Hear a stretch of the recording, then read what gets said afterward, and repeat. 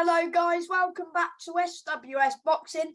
Today I'm delighted to be joined with Liam Taylor, the WBO European welterweight champion, and he is 25 wins, 2 defeats, 1 draw, with 12 big wins by knockouts. How are you?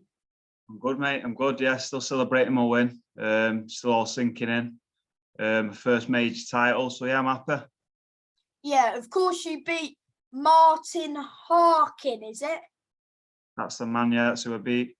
Yeah, it was a good fight, wasn't it, before the stoppage? But that 4th round, you just kept putting him down, and when you put him down the first time, did you sense that he was hurt? Did you?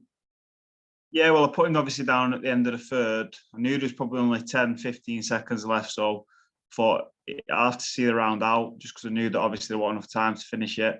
I knew he was a tough man, do you know what I mean? So I started fast in the 4th. I hit him early, so I knew I had 3 minutes to get him out there, and yeah, I did that, yeah. Yeah, because you dropped him twice, but the first time you dropped him, did you see that he was hurt? You were like, you've got to... Yeah, I think he was down. Was he down 4 times in the fight? When he was down once in the 3rd, 3 times in the 4th. So I knew from the 3rd round that he probably wouldn't recover, but it was just a matter of biding my time. Like I say, once it hit him in the 4th round, I knew he was gone then. Yeah. Were you nervous backstage as it was like a big title fight? You were headlining in Bolton. Was there nerves at all?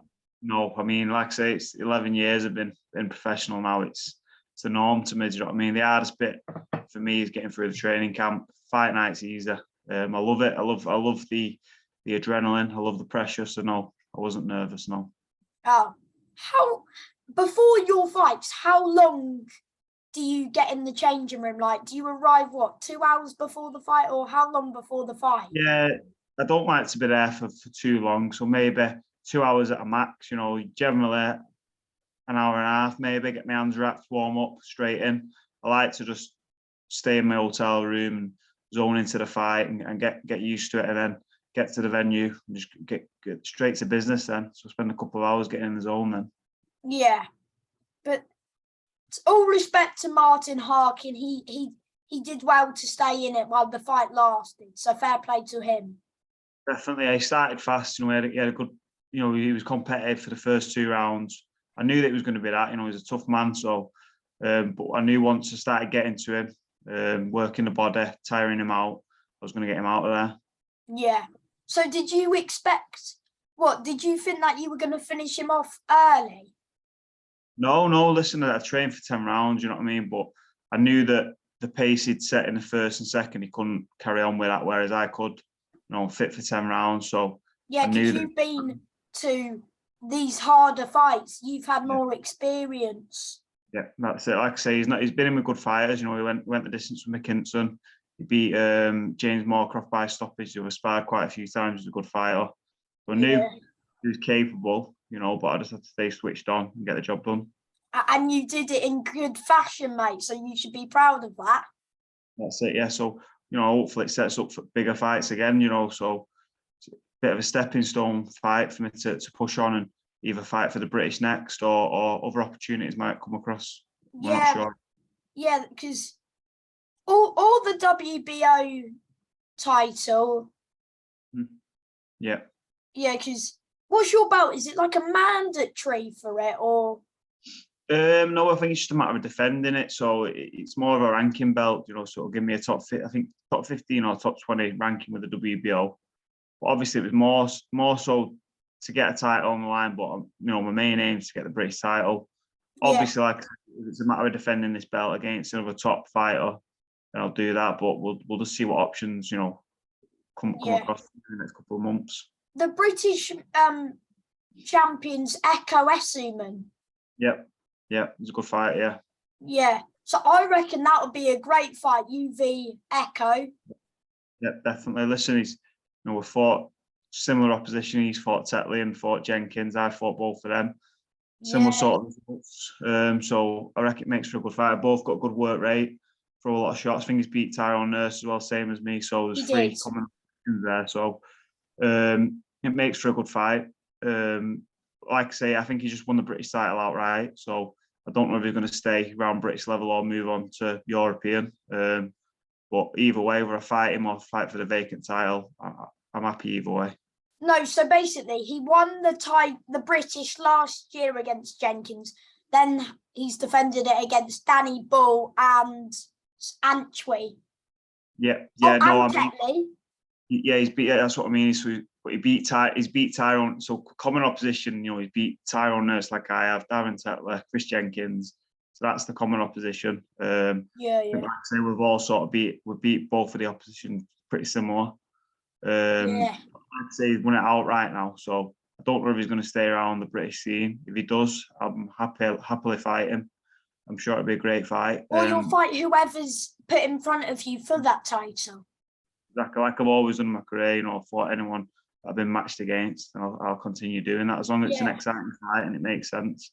And that's my next move. Yeah, maybe Marku, Congo. Yeah, exactly. Any of them, like I say, I think I'm the best in Britain. I'll continue to fight anyone and beat anyone, and that's how I approach every fight. Yeah. So what? Because when you fought Avanesian,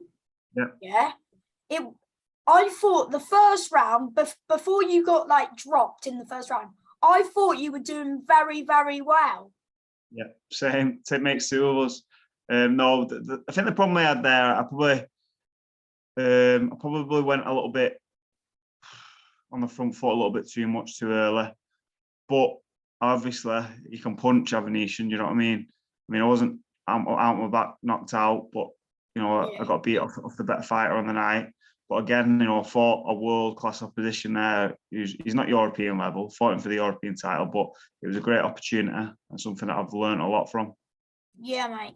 And if that European, Avanesian moves on, let's say he vacates it, I'm sure you'll if you keep winning, if you win that British, mate, you'll be in line for the European, because after the British, I think European's like a step up from British. Exactly, that's it. Like I say, when I didn't get the rematch for the British title a few years ago, I thought I beat Darren Tetler when he was unbeaten at the time. Yeah, you took his own. Exactly, yeah. So I did that in lockdown. That was a good fight. Got fight of the year on the MTK platform. And then obviously that put me in mandatory position for Avanesian's European title. That's obviously what in the long run I want to be involved in again, the European title. But my main aim is the British title, if that's possible. Are you signed with Boxer?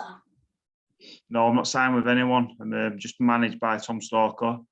I'm a free agent, and that's how I'd probably like to keep it, to be honest. Oh, so is it because you were a mandatory or a challenger for Avanesian's title? Yeah, I was mandatory for the EBU, so they put the highest purse bid in when it went to purse bids. So yeah, it was on a Boxer show. I've not heard anything. The Boxer did say they'd get me on one of the shows again, but it didn't materialise. So I'm not going to sit around waiting for offers. I'm just going to keep busy and getting myself in mandatory positions. You want to stay busy? Exactly, yeah. Want to stay busy. I'm 31 now, so I'll keep pushing on and winning titles. Do you want to defend your title this year, or are we looking for next year? Yeah, there's options. There's been a couple of names thrown at me for the end of the year. Nothing can be announced yet, but might in December, which I'm well up for. So if that's the case and it's not the British, I'll fight in December against a big name. Or you'll defend your title. Yeah, that's it. Hopefully this fight comes off. I'll probably defend my title against the fighter. Or maybe get another title online. We'll just see what the promotional team want to do. But again, as long as it's a big fight, I'm not really bothered about the titles in that sense. I want to be in exciting fights at the end of my career. Yeah. So when you lost to Avanesian, were you upset after the fight? Did you? Yeah, of course. I'm a winner. I don't like losing. It's the first time, I lost to Tyrone Nurse early in my career, but I avenged my defeat. Obviously, I've lost to Avanesian in that style. It was hard, but I think I showed my resilience by fought again 2 months later, got the win. Yeah. Been in the gym for a year. You know, I was Kell Brook's sparring partner for the Maycam fight. Then I sparred Avanesian again when he defended his title. What, against that Mertz? That's it, yeah. So I was, I sparred him quite a lot for that. Again, it was good to get back in the ring. I learned from that again. Oh, so do you talk to Avanesian now? Are you? Yeah. So I met him, like I say, I probably sparred him 4 or 5 times for that fight. Like I say, it's a gentleman's sport, in it, so we help each other out. He did actually want sparring for his. I think he's got a fight coming up, but obviously I just fought. So Yeah. I'm not in the gym like for sparring at the minute, which is a shame because it would have been good again. But so he's a good fighter. Respect him. Yeah, it's good after, but when it's in the ring, there's no respect at all. There's respect, but there's you put that aside for 36 minutes whilst, you know, then after that you're fine. Yeah. What about before you fought, because you fought Tommy Broadbent and you wiped him out in the first round? Yeah, I did. Yeah, that was again, you know, I knew I was mandatory for the European. I'd sold a lot of tickets in Manchester for that fight, so I thought I'll still go ahead with it with a fight against, you know, it wasn't a dangerous opponent. It was just a matter of staying active, staying in the gym. Yeah. So he that was was definitely coming to win, though. I came to win. Yeah, listen, like, he knew I was fighting for the European title. He wanted to upset, you know, me again and not get the opportunity, but he wanted to upset me. Then he didn't get the win. If he beat you, I don't think he would have got the opportunity. No, definitely not. It would have just ruined my plans, wouldn't it? Fighting for the European title. That's all that would have done. Yeah. But were you expecting a harder fight from Tommy, as he was like, his record was split with like 8 wins?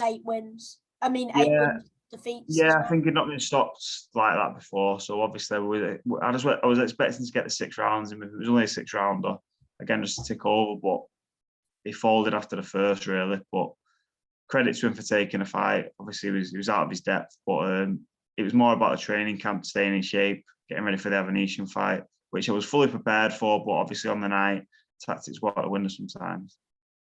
Yeah. So, what went wrong with the Chris Jenkins fight? Was there a cut involved?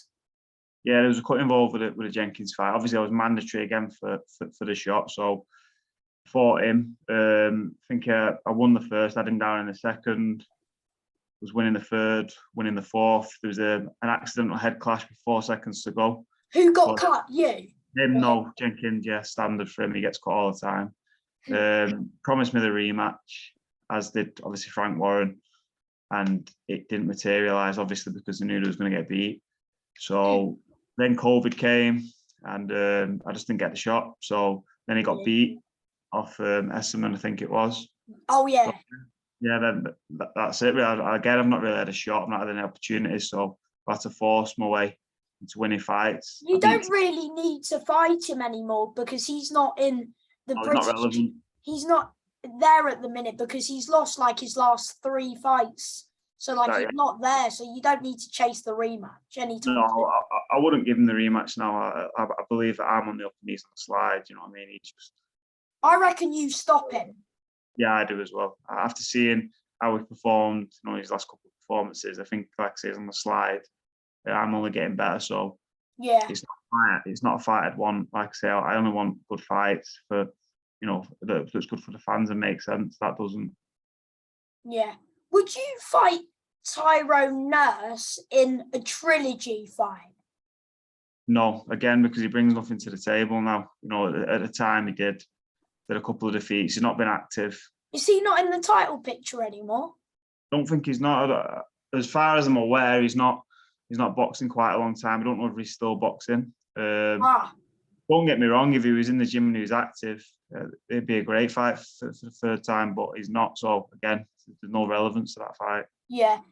If that Darren Tentley rematch, there's no need because he's lost it 3 as well. So yeah, you're focusing on like the likes of Echo, Antwi, because Antwi's still in the title mix, like, you know. Yeah, of course, yeah. Like, he had a decent fight last time out. I think he gassed a little bit. I don't know if he struggles with the weight, but it seemed like the second half of the fight, he ran out of gas and Essuman got on top of him. He's a good fighter though. All credit to him. You and Essuman are both heavy hitters. Yeah, it'd be a good fight. We'll both throw quite a lot of shots. Be entertaining for the fans. Listen, at the 147 division domestically, there's a lot of fighters that I'd take the fight. Leave that to my management company to sort out. But anyone in the top 10, top 15, I'd take any of them. Yeah, because that's what you want, really, isn't it? Pushing on now to. If that Mikey McKinson fight comes up, you've just got to snatch it with both hands. Of course, yeah. Listen, he's a good fighter. He's been to our gym sparring a lot. He's a good fighter. He's a very good fighter. He's hard to hit. He's elusive. Got to respect him. He went out and fought in America against Ortiz. He was unlucky at that. Well, not unlucky, but he's shown his class. Because he's a good fighter. Yeah. All the fighters in my weight in the top 10 are really good fighters, and they'll be all competitive fights. Do you think that if Avanesian wins his next fight, that he'll be like in a world title picture? Because personally, I think he's like world title level at the minute. Maybe. Oh, listen, he's been outdone by any. No one defends a European title 7 times. This would be his 7th defence. 7? Yes, it's unheard of. So it's one of them where I think just because the promotional side is not behind him. He's not got a big fan base. He's struggling to get a world title shot, but he definitely deserves another shot at the world title. If you won that title against him that night, would you have had to rematch him? No, because it was mandatory. No, there was no rematch clause or anything like that. No. What, even if you just beat him like on split decision? Yeah, there was no rematch clause, so no, it would have been. I could have picked a voluntary next time. Yeah. Oh. What age did you start? Wait, did you have an amateur career at all? Yeah, I had over 50 contests as an amateur. I turned professional at 20. I think I won a junior title. Got to the senior ABA final. I had a decent enough amateur career, but it was time to turn professional when I was about 20. I made the decision. Yeah. Are you a big ticket seller? Yeah, I'm quite a big star. I sold quite a lot at weekend. Because I heard the crowd, because it was live on YouTube, mate. It was loud, wasn't it? Yeah, it was a big crowd. Can you hear anything when you're in the ring? Can you hear the fans? No, I mean, once you get in the ring, your adrenaline starts. You just focus on your fight. Obviously, it's nice to hear a cheer when your name goes up, but other than that, no, you're focused on the fight. Yeah. That's what loads of fighters I've interviewed say they can't hear much, really. Yeah. I mean, just like zoned in to the fight. You'd rather have cheering than booing, but you can't really hear much now. Do you ever get any hate? No, not really. No, not up to now anyway. Does anyone boo you when you come to the ring? Again, it just depends on who you're fighting, where you're fighting. But did that Harkin have any fans there? I'm not sure, but to be honest, like I say, my fans was that loud on the night. I wouldn't have heard if I was getting booed. I thought that Harkin was Scottish. Yes, he is. He's Scottish. Yeah. And is your hometown Bolton? No, my hometown's Manchester, but obviously it's quite local to Manchester, so it's quite close. Yeah. So a lot of fans came. Over 200 people was there supporting on a small hall show, which not many people sell that many tickets for a small hall show. Yeah, that's a lot. Did you sell your most amount when you fought like Avanesian or like a Tech? Yeah, Avanesian it was. Yeah, there was a lot came down to London that night. Again, the noise was really loud. We had a big support there that night. You were main event that night as well, I think. I was main event that night. Yeah, which live on Sky Sports. Exactly. Yeah. It was Boxer's first show on Sky Sports. I think the views was quite a lot as well that night. So yeah, it was Do you want to fight on Sky Sports, BT Sport again? Listen, that doesn't really bother me. I think even at weekend there was 31,000 people as watched that fight. So the numbers, people obviously when it's an exciting fight, no matter what it's shown on, as long as people get to see it, I'm not really bothered what platform it's shown on. Yeah, you just do the job. You don't care if you just do the business. That's it. I just like to fight. Yeah. Yeah. My last question is: do you have any advice for someone who wants to be a pro boxer? Don't do it. No, I'm joking. just be aware of the business side of stuff. You know, when you're an amateur, you think that boxing's like professional, is a lot of money and it's glitz and glam, but it's not. It's tough. You know, again, you've got to sell a lot of tickets. You've got to make sure that you're constantly in the spotlight for people to know who you are. It's really hard. It's difficult. You know, to start off with, it is difficult. Try and get as many sponsors and as much support around you that you can. Obviously, everyone knows how hard boxing is with regards to training and getting fit, but the business side of stuff is young boxers need to be aware of that. Yeah.